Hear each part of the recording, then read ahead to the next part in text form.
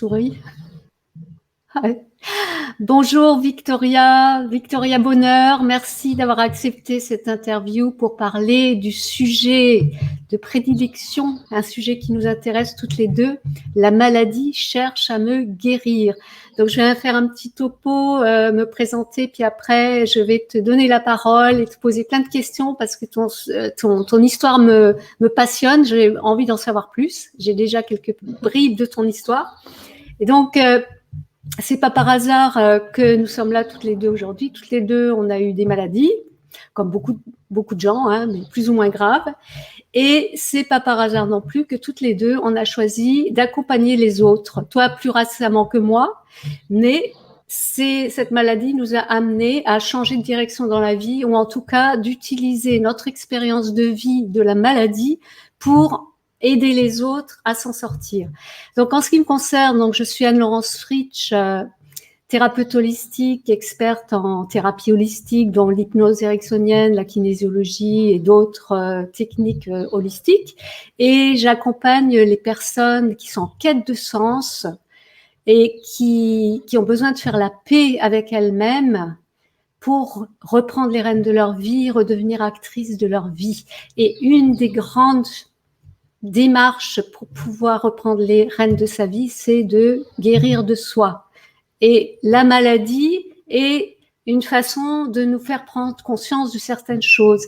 Alors, j'accompagne les personnes dans mon cabinet depuis plus de 15 ans et j'ai pu constater avec l'expérience que quand je parle de cette notion-là que je n'utilisais pas il y a 12 ans, avant d'avoir eu cette seconde maladie dont je vais parler brièvement, eh bien, quand je dis la maladie cherche à me guérir, j'ai une sorte de recul tout de suite. Les gens sont comme ça, à l'air de dire que qu'est-ce qu'elle me raconte, elle est en train de m'accuser que, hein, c'est très mal reçu la plupart du temps, et c'est tout un cheminement pour faire accepter que nous avons le pouvoir d'auto-guérison, que c'est important que l'on écoute les signes de son corps pour pouvoir guérir. Et moi-même, quand j'avais 21 ans, j'étais inconsciente, complètement inconsciente. Je vivais en Australie. Quand je suis revenue en France, j'ai eu un gros choc culturel de revenir dans le béton français après être sortie d'un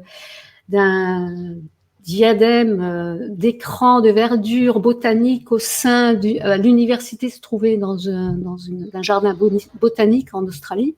Et quand je suis revenue faire des études en France, j'ai eu un gros choc et je suis tombée malade. J'ai fait des crises d'angoisse et puis ça a abouti à un ulcère du duodénum. Et à cette époque, évidemment, je n'étais pas du tout consciente. Quand on est jeune et inconscient, on ne se rend pas compte de la précarité de la vie, de la valeur de la vie, de la qualité de vie, et puis on fait n'importe quoi, on ne s'occupe pas de sa santé. Et bien sûr, j'ai pris des anxiolytiques, etc., ça n'a rien donné. Et finalement, la solution, ça a été de prendre la fuite et de suivre cet environnement toxique que je trouvais toxique en France, et pour retourner vivre en Australie, que j'ai vécu pendant 20 ans. Et plus récemment, donc une fois thérapeute, ça fait un moment, je suis retombée malade parce que bien sûr, je n'avais pas réglé le problème à la source, le vrai problème. Donc je suis tombée malade et cette fois-ci, ça a été un eczéma qui a failli devenir chronique. Et là, il y a eu aussi un déclencheur, ça a été encore un choc émotionnel d'une maladie qui était latente depuis longtemps, et que je n'écoutais pas. Il y avait des signes précurseurs.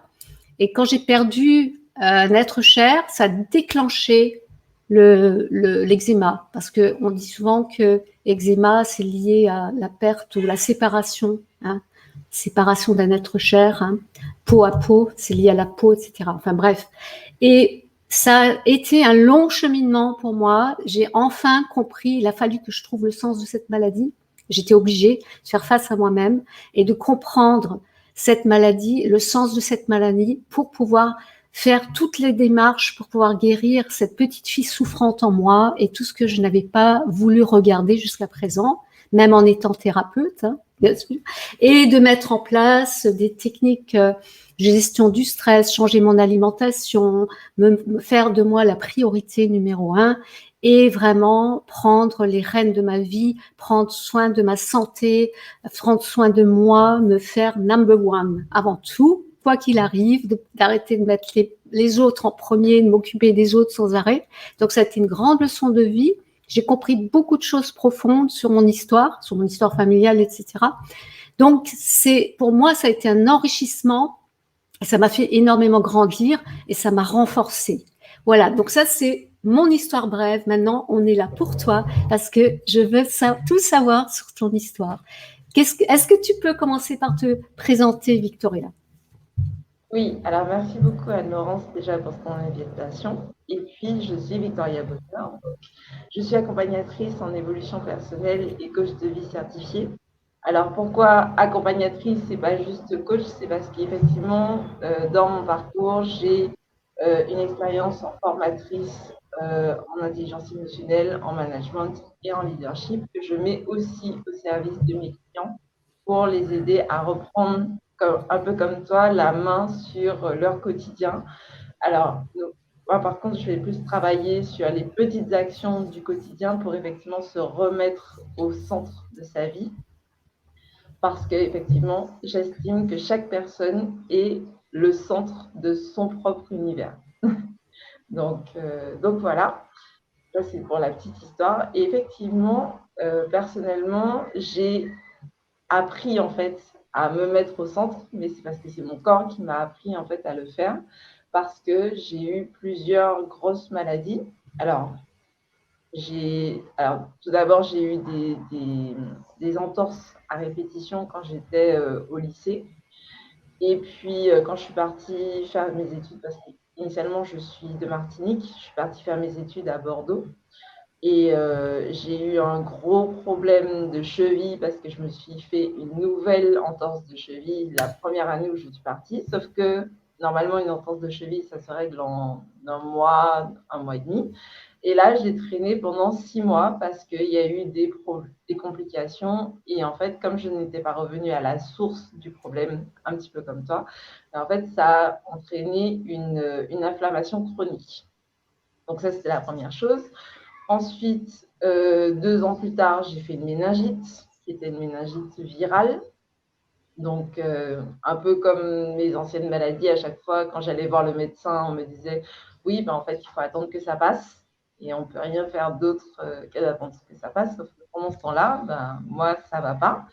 La vie des autres continue et mon monde, lui, s'arrête. » Donc, pareil, j'ai été obligée de faire une introspection pour justement redonner un petit peu de sens à ma vie parce que j'étais en convalescence pendant 3 mois et ça n'a pas. Enfin, il fallait quand même que je continue à vivre. Il fallait que je me raccroche à Justement, quelque chose.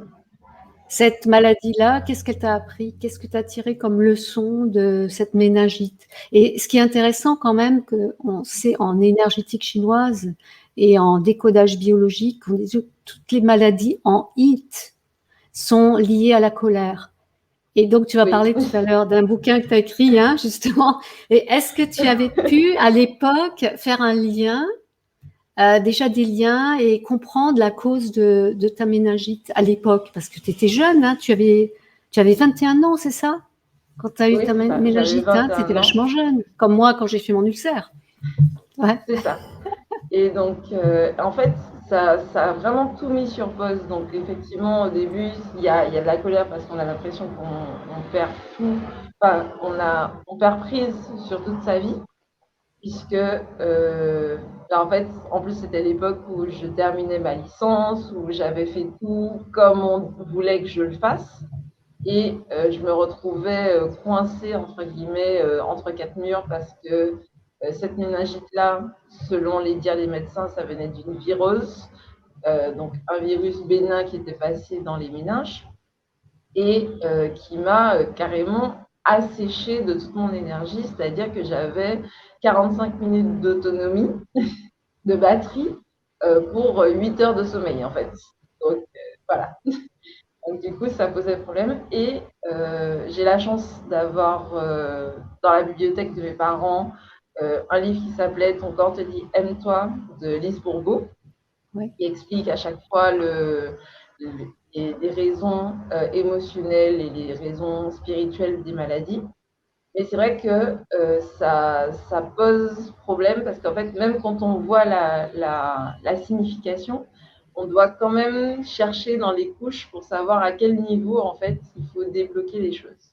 Donc voilà, effectivement, au début, je rongeais un peu mon frein parce que je me disais, mais c'est pas possible, je peux pas rester là à ne rien faire et à attendre que ça passe, alors que pendant ce temps-là, en fait, ma vie passe et je sais même pas si j'aurai une vie, en fait, après ça. Donc, du coup, bon, ça demande de l'humilité parce que au bout d'un moment, même si on lutte, à un moment donné, il faut lâcher prise. Il faut vraiment laisser le corps prendre son temps pour se réparer. Faut vraiment accepter la patience. Oui. Donc, de faire des petites actions en attendant d'être en état de reprendre un peu la main. Et j'ai eu l'occasion aussi, à travers cette convalescence, de découvrir aussi le livre de Sonia Choquette, Les vrais désirs du cœur, qui m'a permis de faire en fait tout le processus des 9 principes de créativité et me, en fait essayer de retrouver un sens à la vie que j'étais en train de vivre, en fait, qui avait été complètement mise sur. Voilà, on en revient, le sens, hein, c'est important. Donner un C'est sens ça. hein, à sa vie aussi, c'est souvent lié. Hein. Ah Et oui, donc donc le sens de cette maladie, c'était retrouver un sens à ta vie, c'est ça? oui, et Finalement, bien en c'était fait, quoi? Ouais.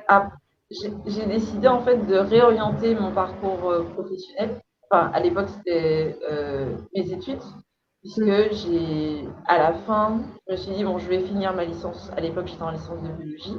Et je voulais vraiment pouvoir travailler de n'importe où, avec de la liberté. Donc, du coup, j'ai décidé de rentrer en école d'ingénieur d'informatique à la suite de ça.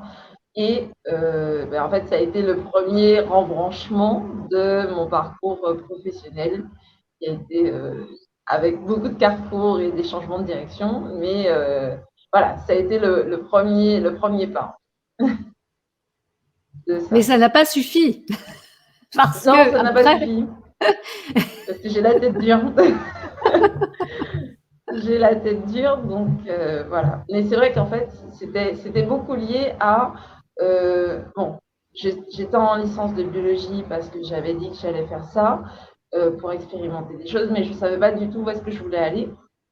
Et ça m'a obligée en fait à me poser là et à me dire bon bah oui, j'ai le droit de faire tout ce que je veux, mais pour le moment, je sais surtout ce que je ne veux pas. Donc, on va quand même commencer à se poser la vraie question, qu'est-ce que je veux et quelle est la prochaine étape en fait pour me rapprocher de ce que je veux. Donc ça, c'était la méningite. Ensuite, je suis passée, c'est pas, ouais, pas par hasard, hein, c'est quand même là-haut. Hein. oui, beaucoup de réflexion. Oui, oui. Et donc, du coup, j'ai basculé en cursus informatique et je suis devenue ingénieure informatique. Et là, pareil, j'ai eu une expérience professionnelle. Mes maladies sont souvent liées à mes expériences professionnelles. Et en fait, j'ai eu une expérience professionnelle où je faisais vraiment ce qui me plaisait en termes de travail, parce que je travaillais avec des chefs d'entreprise pour les aider à gagner en visibilité. Sauf que au niveau du salaire, c'était limité. Je faisais des heures impossibles, c'est-à-dire qu'en fait, j'avais une journée de travail pendant la journée de 7h à 17h. Et puis quand je rentrais chez moi, je recommençais de 18h à 23h pour le même travail, pour le même salaire. Et au niveau des finances, c'était toujours au taquet, enfin, j'étais toujours à découvert, etc., etc. Et en fait, je ne voyais pas le bout parce que j'avais pas de temps pour ma famille, j'avais pas le temps pour mes amis, j'étais au boulot, au boulot, au boulot tout le temps. Je voyais mon compagnon, mais c'est parce qu'il vit avec moi et puis du coup, bon, bah, on est obligé de se voir. Mais c'était vraiment pas du tout équilibré et pas en accord en fait avec ce que j'ai comme vision d'une vie équilibrée. Et là, euh, mon corps, encore une fois, m'a mis un stop. J'ai fait un abcès qui a dû être traité en chirurgie. Et puis, je voulais pas vraiment m'arrêter parce que, comme je vous ai dit, j'avais déjà la tête dure. Donc, je me suis dit, bon, ça va, je gère, je suis en congé maladie, mais je peux encore continuer à avancer, il faut que la Ouais. boîte continue à tourner. Et 3 mois plus tard, j'étais à nouveau, je repassais sur le billard parce que l'abcès s'était reformé. Et là, par contre, j'étais obligée de m'arrêter pendant 6 semaines. Et au bout desquels, pardon, l'entreprise pour laquelle je travaillais a décidé de fermer. Donc là, j'ai eu 1 an de stop où j'ai pris le temps en fait de me reconnecter à moi parce que pareil, avec les 2 opérations consécutives, euh, mon corps a subitement enflé. J'ai pris 35 kilos, j'avais mal aux genoux, il fallait que je réapprenne en fait à m'apprivoiser, à me regarder, à me mouvoir, etc., etc. Et ça m'a pris quasiment 5 ans pour me, me réapprivoiser avec mon corps en fait.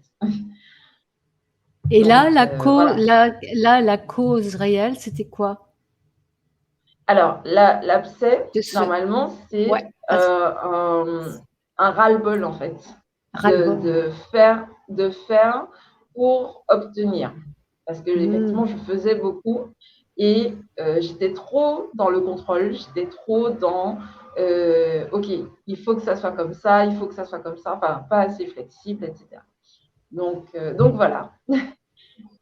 Là encore, j'ai continué à travailler sur moi. Je me suis fait accompagner au niveau alimentaire parce que je me disais, mais c'est pas possible. Tout ce que je faisais avant pour perdre du poids, quand ça fonctionnait avant l'abcès, là, ça fonctionne plus. Je suis toujours coincée avec mes 35 kilos en trop. Euh, je m'en sors pas en fait. Et quand je suis allée voir la nutritionniste, à chaque fois, ce qui revenait, c'était oui, mais tu fais tout ce qu'il faut. Oui, mais tu es fatigué, donc il faut que tu te reposes. Oui, mais tu es en colère et alors que tu as des résultats, alors que moi, en fait, pour moi, je n'avais pas de résultats probants puisque j'étais toujours j'avais perdu peut-être 5 kilos, mais j'avais d'accord. toujours les 30 kilos de trop, en fait. Tu te focalisais sur le symptôme, Voilà, c'est ça. les 30 kilos de Et trop. oui, c'est Et, ça. et, et ton côté contrôlant, perfectionniste, tu continuais, quoi. C'est ça, si j'ai Voilà, bien entendu. c'est ça. Hein, et Donc, ça génère beaucoup de stress. Hein. c'est Ça ça. génère beaucoup de stress. Et souvent, le poids, c'est lié à ça aussi. Et d'ailleurs, j'ai oublié de dire en mentionnant que 85% des maladies sont générées ou aggravées par le stress. Hein. C'est la dernière statistique, en tout cas de la population française dans la métropole et les DOM. Je ne sais pas si ça concerne également les TOM, mais en tout cas, les départements d'outre-mer également. Voilà. Ah oui, bien sûr, Ouais. puisqu'en plus, bon, l'alimentation, on a tendance à penser on se nourrit pour survivre, mais en fait, bien souvent, avec toutes les douceurs qu'on a, etc., on va se nourrir aussi pour se réconforter ou pour faire passer la pilule, entre guillemets, Ouais, ou voilà. la pilule. Donc,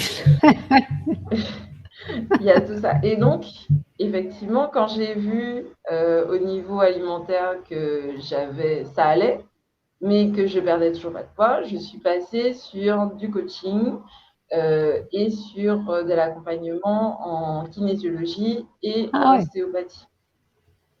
Donc, la kinésiologie, effectivement, je connaissais depuis le lycée, puisque là encore, j'avais eu des problèmes de circulation qui n'avaient pu être réglés que par la kinésiologie. Ouais. C'est vraiment ton corps qui parle, hein, beaucoup. Hein. Oui, oui, oui, oui. Donc ça marche bien la Puisque pareil, kinésio dans ce cas.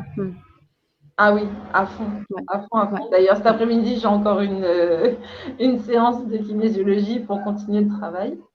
Parce que effectivement, quand on vous dit, enfin, quand j'étais au lycée notamment, le médecin me disait oui, mais il faut qu'il y ait plus. Je buvais déjà plus de 3 litres d'eau par jour.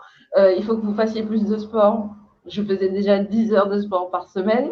C'était un peu compliqué en fait de faire plus en restant dans mes obligations à l'époque d'étudiante, etc. Donc, comme les pilules pour améliorer la circulation ne fonctionnaient pas, je ne pouvais pas faire tellement plus que ce que je faisais déjà. En fait, j'ai été obligée de changer de voie et de m'orienter vers d'autres thérapies. Et la kinésiologie, effectivement, m'a apporté des soulagements. Ça m'a apporté aussi certaines réponses puisque on s'est rendu compte que ce problème de circulation, ça venait de la génération, deux générations au-dessus de moi, puisque ça venait de Ah, mon arrière-grand-mère. Donc voilà, c'est plein de choses comme ça, c'est les héritages, transgénérationnel. voilà, les Transgénérationnel. héritages Ouais. transgénérationnels, etc. Mhm. Mhm. Et je suis encore un peu dans cette démarche-là, puisque l'année dernière, on s'est rendu compte avec mon kinésiologue, pardon, puisqu'elle est ostéopathe et kinésiologue, qu'il y avait encore des choses à traiter au niveau transgénérationnel. Donc voilà. Et puis, j'ai été suivie à ce niveau-là et je me suis rendu compte qu'il fallait que j'apprenne à accueillir mes émotions. Parce qu'il y a à gérer ses émotions et quand on les stoppe, on les gère aussi. Mais ce n'était pas la façon écologique, donc ça veut dire bonne pour moi et bonne pour les autres, de le faire. Et quand j'ai commencé à accueillir davantage mes émotions, à les laisser exister, là, j'ai commencé à perdre du poids. Et là, j'ai perdu 25 kilos en quelques mois, en fait. Donc, c'était une accumulation des émotions que tu ne laissais pas s'exprimer, en quelque sorte, en gros. Voilà, c'est ça. C'est ça. Et parmi Et donc, ces du coup, émotions, il y avait quoi? Comme la colère, le ras-le-bol, la il y frustration, avait ouais, surtout la colère, en fait. la Surtout colère. la colère. Puisque en plus, la plupart de mes maladies, entorse, méningite, abcès, tout ça, ce sont des maladies Mais, d'inflammation et qui sont liées en fait à la colère. exactement. Et alors, dis-moi, cette colère, elle était contre toi? Elle était contre moi et contre les autres, Ouais, mais surtout ouais, contre moi, mais puisque ouais, les autres, en fait, ouais, c'est une interface entre moi et moi-même, en fait, ouais, mine de rien. tout à fait. Ouais. Donc voilà. Même quand on fait beaucoup pour les autres et puis qu'on se dit ils sont pas reconnaissants ou je fais trop pour les autres, en fait, on fait d'abord pour soi parce que quand on fait pour les autres, ça nous apporte un certain réconfort, une certaine tranquillité, etc. Et si jamais on Enfin, se c'est focalise illusoire, que illusoire, c'est hein? ça, Ouais. c'est ça. Mais quand on revient à la source et qu'on se dit oui, mais en fait, je fais ça pour moi, ça change la donne en fait. Ouais, tout à fait. Ça change la Donc, donne. tu en es où? Enfin, là, après, comment t'en es venu à écrire ce livre, justement, sur la colère? Est-ce que ça a été Alors, un moyen de te libérer aussi, de mettre sur papier et l'exprimer alors, par les mots et par le mouvement aussi dans l'écriture, hein, tout ça? alors c'est vrai que j'écris depuis jeune, depuis très jeune, j'écris pour laisser partir un petit peu tout le trop-plein de ce que je ressens. Mais en fait, là, c'est parce que j'avais organisé un petit atelier pour l'utilisation constructive de la colère, puisque pendant toute la période où je me faisais suivre au niveau alimentaire, on me disait oui, mais tu es toujours en colère, etc. Et donc, du coup, j'ai cherché, parce que apparemment, c'est quand même un sujet qui m'intéresse depuis très longtemps, j'ai cherché la raison, en fait, de cette colère et pourquoi elle existait, puisque je me suis dit, mais en fait, la nature, elle crée pas des choses inutiles. Et si jamais il y a cette émotion-là, en plus c'est une émotion qui existe dans n'importe quelle culture, ça veut dire qu'elle a une utilité en fait. Et donc, j'ai commencé à chercher quelle était l'utilité de cette colère. Après, je me suis dit, effectivement, c'est l'énergie du mouvement, ça permet d'avancer, ça permet de lutter, etc. Et il y avait une personne dans ma famille qui était souvent en colère et qui, dans ses propos, dans son comportement, la colère, en fait, c'était son moteur. Et un jour, parce que cette personne-là, elle était quand même en souffrance vis-à-vis de cette colère et vis-à-vis des autres. Je lui ai proposé en fait de faire un atelier où on allait laisser s'exprimer un petit peu cette colère. Et j'ai matérialisé ce poids de la rancœur par un gilet lesté de 10 kilos. Donc au début, il était vide et puis on a rajouté les poids au fur et à mesure en les associant aux personnes qui étaient identifiées par cette émotion. Et en fait, la personne à qui j'ai proposé cet atelier-là, elle s'est rendue compte en fait qu'elle n'avait plus besoin d'entretenir ce poids pour avancer dans la vie. Et puis, ça lui a permis de changer de cap, en fait, de faire vraiment ce qu'on appelle un saut quantique, donc de changer de dimension. Et j'ai décidé de reproduire l'expérience. Donc, j'ai organisé plusieurs ateliers individuels pour l'utilisation constructive de la colère. Moi aussi, j'ai essayé de canaliser justement cette émotion que je ressentais et d'arrêter de la stopper, puisque dans mon éducation, c'était souvent faut pas crier, faut pas être en colère, faut mettre ta tête correctement parce qu'on est en société, etc., etc. Et donc, je me suis laissé aussi cet espace d'expression. Et au bout d'un moment, je me suis dit, bon, je vais quand même écrire la méthode pour m'assurer que le processus est bien réutilisable et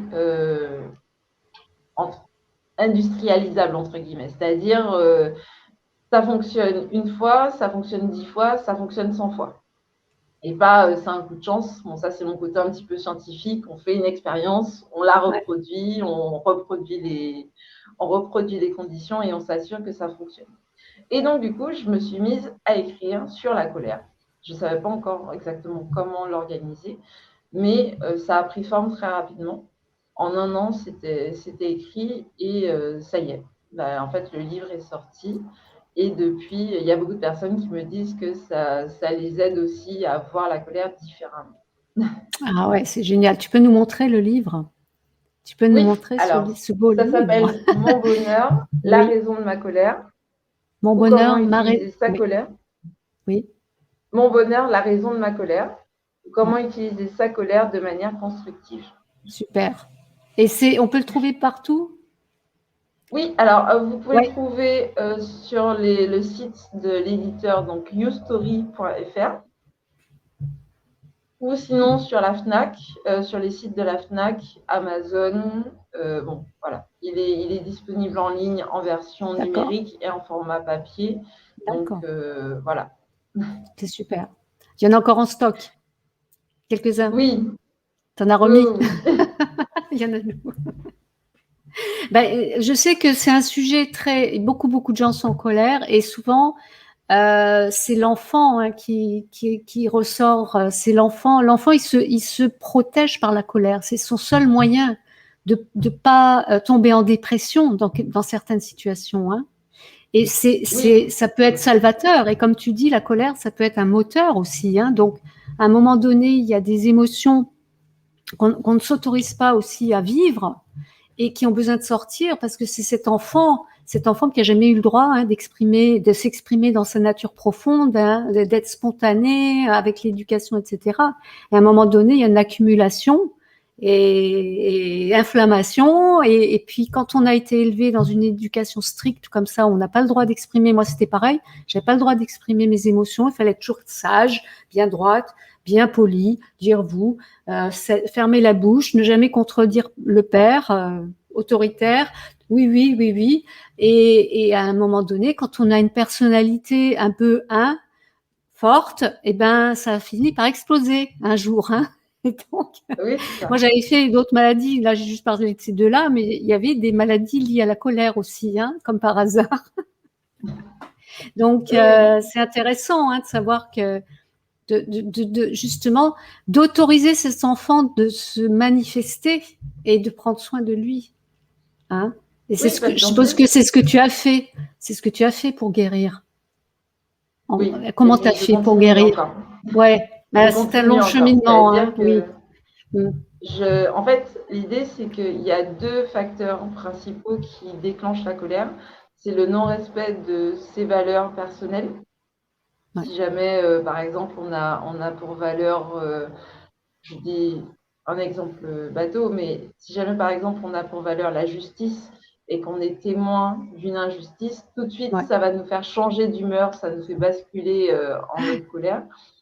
Et on a besoin, en fait, parce que les valeurs, c'est quand même les fondamentaux pour lesquels on est prêt à se battre.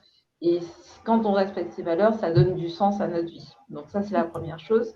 Et puis la deuxième chose, c'est quand on a une accumulation de besoins non satisfaits, ben, on devient de plus en plus irritable.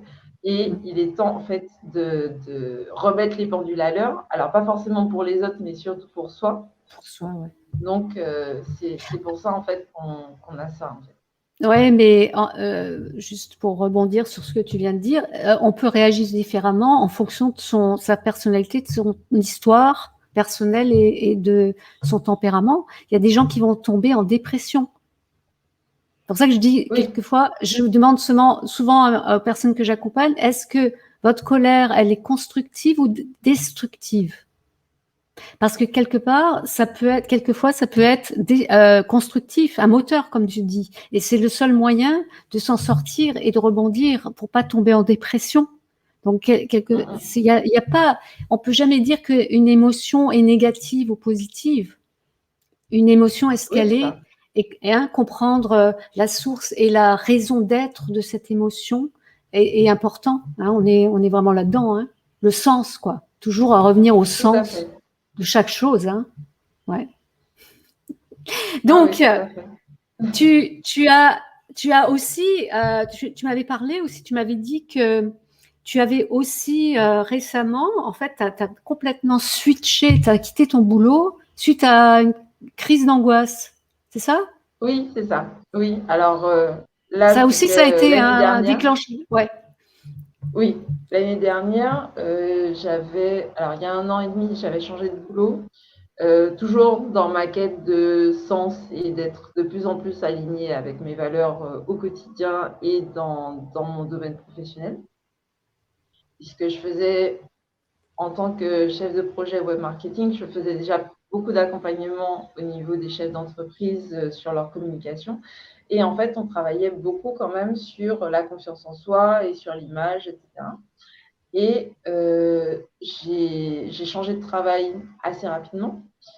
Et je me suis retrouvée dans un environnement qui, sur le papier, était nickel.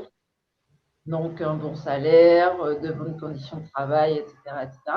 Mais il y avait un mais. Et il y avait un mais que je ne savais pas, que je n'ai jamais pu identifier. Mais le fait est que déjà en rentrant dedans, je m'étais dit, bon, ça sera temporaire. Et il y a eu le confinement avec le Covid, etc. Et je me suis rendu compte que ça ne pouvait pas continuer en fait. Je ne pouvais pas me lever avec la boule au ventre pour faire quelque chose que j'aime, mais il y avait toujours le mais que je n'avais pas identifié. Et quand il a été temps de sortir de la maison et de retourner au bureau, alors je retournais au bureau 1 fois par semaine pour faire des réunions d'équipe, etc. Sauf qu'en fait, mon corps réagissait de plus en plus mal. En plus, bon, comme j'ai déjà eu entorse, méningite, etc., mon corps n'a plus du tout de patience. Donc, avant, il me laissait 1 an, 2 ans pour bien comprendre que ça lui allait pas. Maintenant, c'est plus le cas. Il Bouge-toi, bouge-toi. réagit, ah oui, oui, de plus en plus violemment. Ouais. Et Faut un jour, comprendre c'était plus un vite. mardi, Ouais. c'est ça. C'était un mardi et en fait, je me prépare pour aller au travail. Donc, j'ai 1 heure devant moi pour me préparer, etc. Et je fais une crise d'angoisse qui, a priori, ne sort de nulle part, mais ça me met complètement en PLS. Ça veut dire que je pleure, je suis couchée dans mon lit, etc. Et je suis incapable de faire autre chose que de pleurer.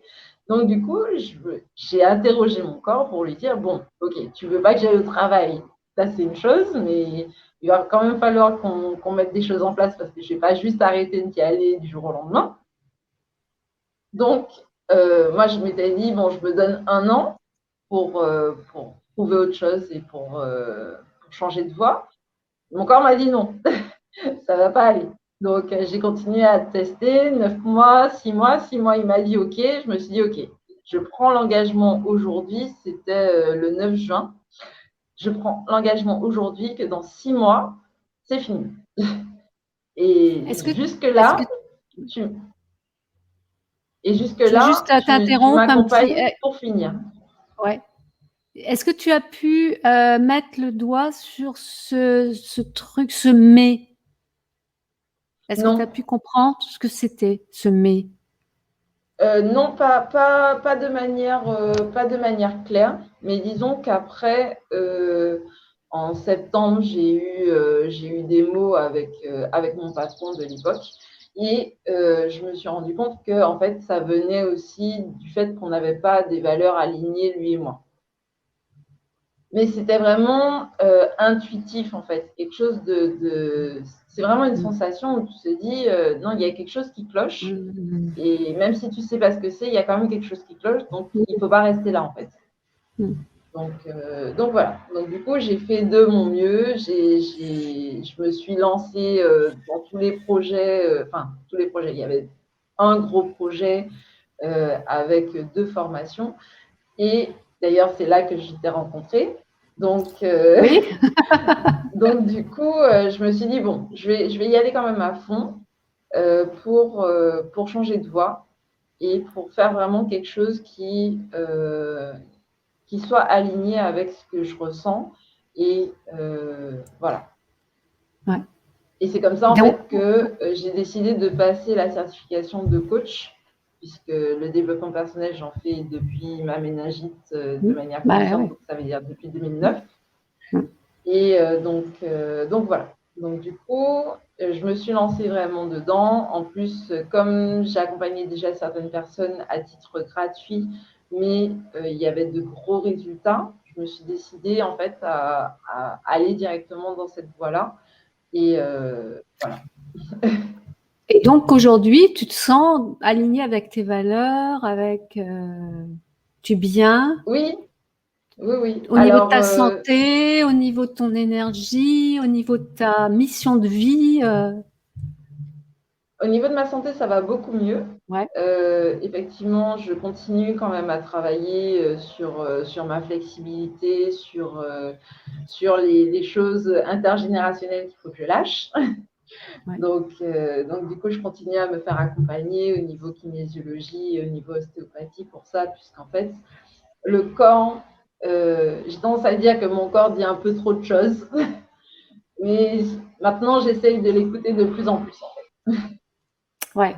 À un moment donné, c'est sûr que c'est important de faire tout ce cheminement, mais à un moment donné, il faut aussi prendre du recul par rapport à tout ça, parce que sinon, on n'en finit jamais. On ne peut pas régler toutes les histoires du transgénérationnel. Moi, j'ai compris ça avec l'histoire qui s'est reproduite dans ma famille, alors que j'avais fait tout un travail. On ne peut pas changer l'histoire de nos ancêtres. On ne peut que changer notre propre histoire en se détachant et en arrêtant d'être loyal et de vouloir guérir leur histoire. C'est ce que j'ai compris, moi, à travers mon histoire, c'est incroyable. Si j'ai l'occasion de la raconter un jour, ça serait un sujet d'interview, ça. Mais moi, j'ai compris, j'ai arrêté le travail sur moi depuis là, parce que ça m'a fait un déclic et je dis stop. Parce qu'on est toujours, quand on est thérapeute, on veut toujours quelque part sauver ou aider les autres. Mais j'ai compris que je pouvais pas aider ma famille. Je peux pas. Il y a qu'eux qui puissent s'aider eux-mêmes.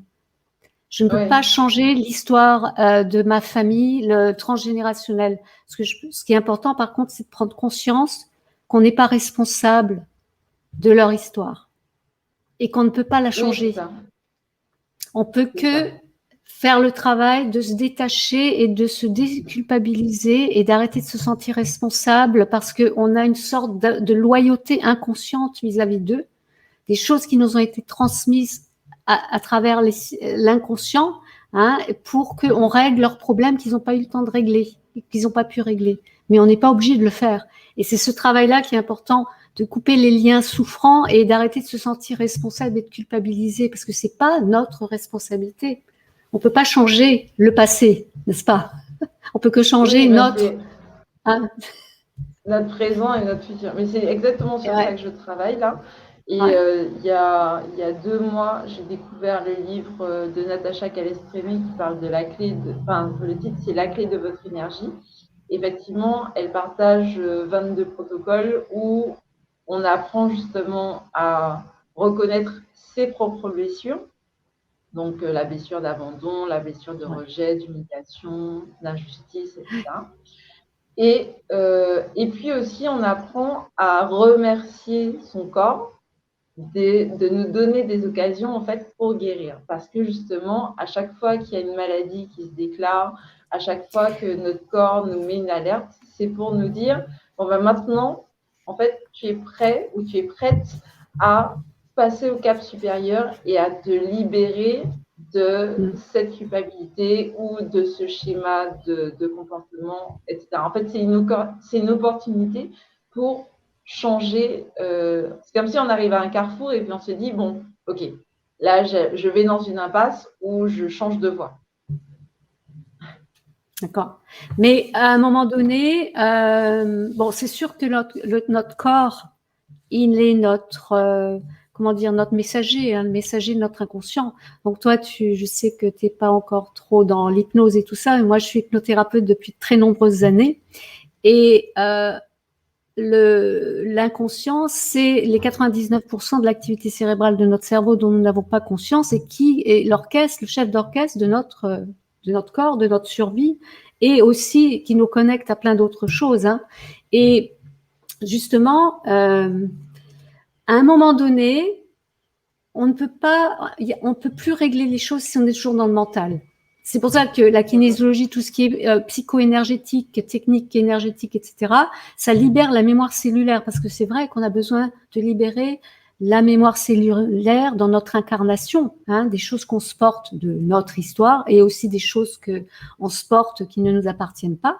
Et l'hypnose, c'est un moyen très rapide de couper avec les liens transgénérationnels, beaucoup plus rapide, parce qu'on n'a pas besoin d'aller conscientiser tout ça. Ce qui est important, c'est conscientiser qu'on n'est pas responsable. Ça, c'est important pour pouvoir le faire. Il faut être, bien sûr, prêt à se détacher de cette culpabilité. Et comme je dis souvent, la culpabilité, c'est vraiment la plaie de l'humanité. Hein. C'est la plaie de notre société occidentale. Hein, on nous rend coupables de tout, on nous tient comme ça, on nous contrôle par la culpabilité, hein, on nous éduque comme ça hein, aussi, hein, pour nous culpabiliser, etc. Et c'est vachement, je crois que c'est une chose des plus difficiles à se libérer, c'est de la culpabilité. Et la plupart des gens ne sont même pas conscients qu'ils se sentent coupables. Et ça, c'est vraiment une plaie, quoi, qui ronge. Qu'est-ce que tu en penses ? Ah oui, je suis tout à fait d'accord. Ça fait un peu comme l'eau salée qui rouille le fer. Et en fait, c'est ça, puisqu'en fait, quand on est, tout à l'heure tu parlais de loyauté, effectivement, dès qu'on veut se libérer, il y a aussi le côté, oui, mais si jamais je suis loyale et que je vais à côté, je trahis. Si jamais je ne fais pas comme on me demande de faire, je trahis. Et en même temps, quand le corps, lui, ne réagit pas comme on veut, on a l'impression aussi, enfin, je ne sais pas pour tout le monde, mais moi, j'ai souvent l'impression que mon corps me trahissait, jusqu'à ce que je comprenne que, en fait, la trahison, si jamais il y a eu trahison, c'est peut-être pas dans ce sens-là, c'est peut-être moi qui n'ai pas été suffisamment à l'écoute, puisque le corps, c'est quand même notre partenaire de vie à vie. Jusqu'à ce que la technologie nous montre autre chose, on est coincé avec, on ne peut pas le poser en révision le temps qu'il se prépare et puis on le reprend quand il est bon. Donc, l'idée, en fait, c'est vraiment, moi, je travaille beaucoup sur ça, sur l'amélioration de la communication entre mon corps et moi pour justement aller vers le mieux, puisque on a tous les deux envie de survivre. Même si ça n'a pas toujours été le cas, mais là, maintenant, on est d'accord tous les deux pour survivre. Et donc, on se met aussi résonance. Et il faut aussi améliorer la communication. Et c'est vrai que les thérapies, alors je ne suis pas encore au stade de l'hypnose, mais je travaille encore au niveau kinésiologie pour justement améliorer cette communication en fait, entre mon corps et mon esprit. D'accord. Alors, ce qui m'interpelle, c'est que tu utilises le terme survivre. Alors que pour moi, survivre, ce n'est pas vivre. Hein. C'est quand même parlant. Hein. Oui.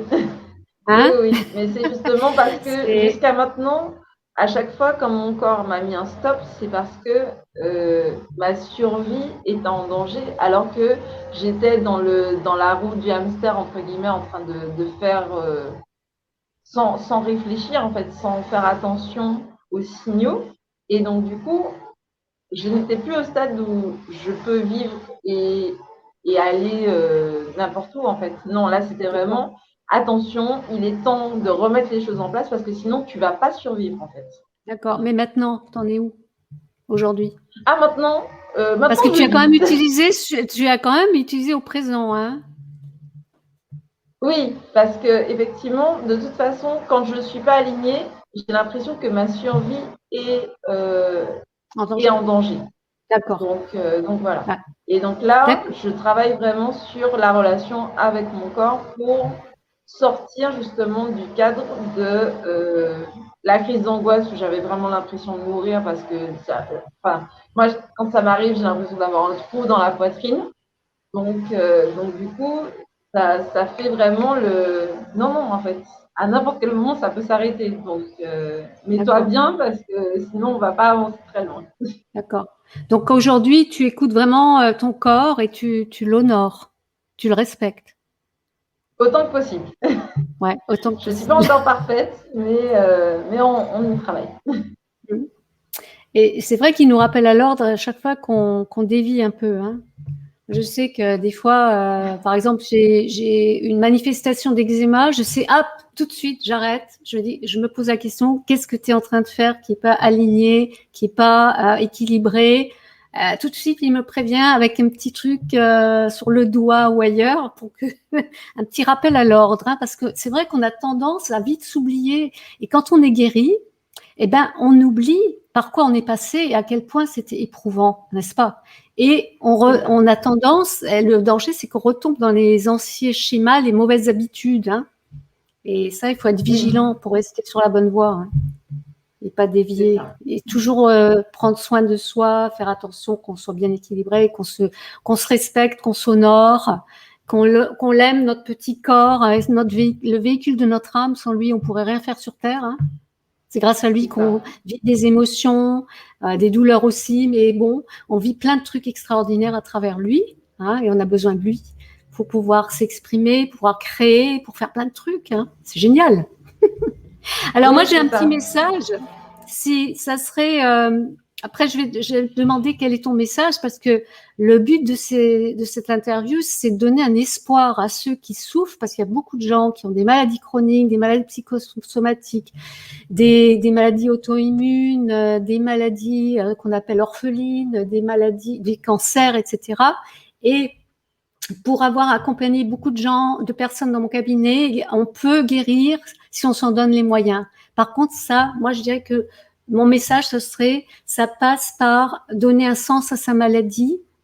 Pour pouvoir se donner toutes ses chances de guérir, il faut comprendre le sens de sa maladie pour pouvoir savoir ce qui ne va pas, comment on se traite, comment il faut se traiter différemment, comment on vit la vie. Ça peut être aussi un environnement qu'il faut quitter, un environnement qui n'est plus vivable, qui est devenu toxique, qu'il faut absolument quitter. Il y a des choix à faire et c'est sûr que c'est pas facile. C'est un long cheminement. Ça peut être un cheminement beaucoup plus court selon le mode de fonctionnement des personnes aussi. Parce qu'il y a des personnes, il suffit d'un déclic et hop, ça enclenche le processus de guérison qui s'accélère. Alors qu'il y a d'autres personnes qui vont avoir besoin de ruminer, de bien comprendre, d'analyser, ce qui était mon cas, besoin de tout comprendre, de tout analyser. Alors, les personnes contrôlantes sont beaucoup là-dedans, hein, et de pouvoir apprendre à se détacher. Et justement, là viennent les techniques de gestion du stress, c'est primordial pour pouvoir stop, arrête d'en faire une maladie, hein, comme on dit, arrête d'en faire une maladie. Parce que quand on a un tempérament comme ça, hein, c'est un peu compliqué des fois. Donc c'est apprendre à s'accepter et à se prendre en dérision aussi quand on est trop contrôlant, quand on veut tout, que tout soit parfait, etc. C'est en rire un peu parce que tout ça, c'est aussi ce qu'on nous a mis dans notre cerveau, hein, dans notre éducation aussi. Hein. Il y a une part de ça aussi. On n'est pas obligé de rester fidèle à notre éducation toute la vie. Hein. Enfin, il y a plein de, bien sûr, c'est beaucoup plus complexe que ça. Donc moi, mon message, ça serait, on peut guérir. Si vous voulez guérir, vous pouvez guérir, mais n'attendez pas qu'il soit trop tard, parce que quelquefois, c'est trop tard. C'est trop tard. La maladie s'est trop installée, a trop rongé et le corps n'a plus la force de guérir. Hein. Ça, c'est important de le savoir aussi. Donc, écoutez les signes, les symptômes de votre corps et faites quelque chose tout de suite. N'attendez pas que la maladie s'installe avant d'agir. Hein.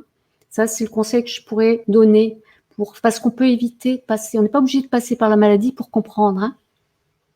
Hein, on n'a pas besoin d'avoir une maladie grave pour comprendre. On peut se contenter des symptômes, hein, des petits symptômes par-ci par-là et de les écouter, ça suffit largement. Voilà mon message d'espoir. Et toi, quel est ton message, Victoria? Quel message aurais-tu à transmettre?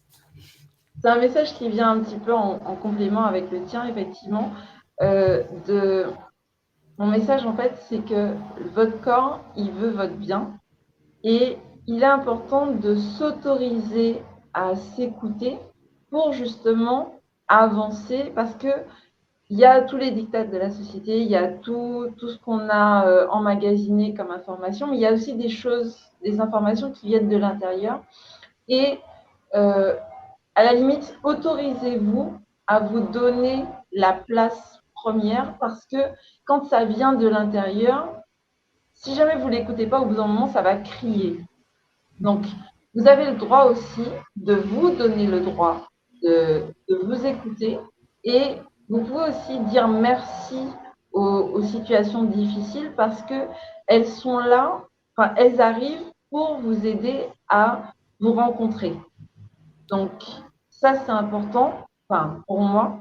Et c'est ce que j'essaye aussi de transmettre parce qu'il y a des personnes qui arrivent à rester dans des environnements négatifs, toxiques, parce qu'elles ont une résistance corporelle telle qu'elles peuvent le faire, en fait. Parce que personnellement, moi, je n'ai pas pu, parce qu'à chaque fois que mon corps il me disait un stop. Mais en fait, vous n'êtes pas obligé d'attendre justement d'arriver au stade de la maladie ou d'arriver au stade d'être invalide pour vous dire ben en fait, non, ça ne me convient pas et je peux faire d'autres choix. Et effectivement, ça sera peut-être difficile de passer le cap, mais souvenez-vous quand même que, en fait, si jamais vous ne vous choisissez pas, à un moment donné, vous serez obligé de le faire. Et ça serait dommage d'être obligé de le faire juste pour des choses qui sont difficiles à vivre, en fait. Parce que quand on a une maladie qui vous oblige à mettre votre vie sur pause, parce que c'est vraiment ça qu'on a l'impression de vivre, c'est pas... Enfin, les autres, ils continuent à vivre, en fait. Ils continuent à vivre leur vie, alors que vous, ça s'arrête. Donc, mettez-vous en priorité avant que ça s'arrête. Donc, dites-vous merci, dites merci à votre corps et autorisez-vous à l'écouter. Parce que c'est quand même votre premier partenaire de vie. Donc, voilà. C'est ça mon message ce soir. Ouais. Traiter son corps comme... C'est pour votre bien. C'est notre meilleur ami. Il veut notre bien. Il essaie de nous mettre en alerte et de nous dire arrête tes conneries pour être un peu cash. Hein, donc c'est un beau message. Donc mais c'est souvent très difficile aux personnes d'accepter la possibilité que notre corps. Enfin, c'est fou qu'on nous apprenne pas ça dès l'enfance. Hein. On devrait nous apprendre ça, hein, dès l'enfance. Que le corps, c'est notre meilleur ami et de l'honorer et de prendre soin de lui, etc. Hein. Donc, merci beaucoup, Victoria, pour toute cette histoire passionnante. Hein. C'est vachement intéressant. Et puis, merci d'être venue. Et puis, je mettrai sous la vidéo les références de ton livre et aussi un lien si les gens veulent parce que toi, tu es basé en Guadeloupe ou en Martinique? En Martinique. C'est en Martinique, pardon. Ouais, toi, t'es en Martinique. Mais je fonctionne à distance. Voilà, tu fonctionnes à distance. Et moi, je suis à La Réunion. On est complètement à l'opposé. Hein. On est vraiment loin l'une de l'autre. Et c'est ça qui est formidable avec Internet, c'est qu'on peut communiquer et partager des trucs extraordinaires ensemble. C'est pas fabuleux? Ça. Donc voilà. Ben, merci beaucoup, Victoria. Merci et puis, à toi. moi aussi, je ne manquerai pas de me procurer ton livre que je n'ai pas eu encore l'occasion de me procurer. Et puis, je recommande à tout le monde de lire parce qu'on m'en a dit beaucoup de bien. On m'a dit qu'il était très intéressant ce bouquin, donc je vais me le procurer également. Et puis, je te dis encore merci et à une prochaine fois. À bientôt. Oui. Au revoir. Merci à toi aussi. Au revoir. Je t'en prie. Au revoir.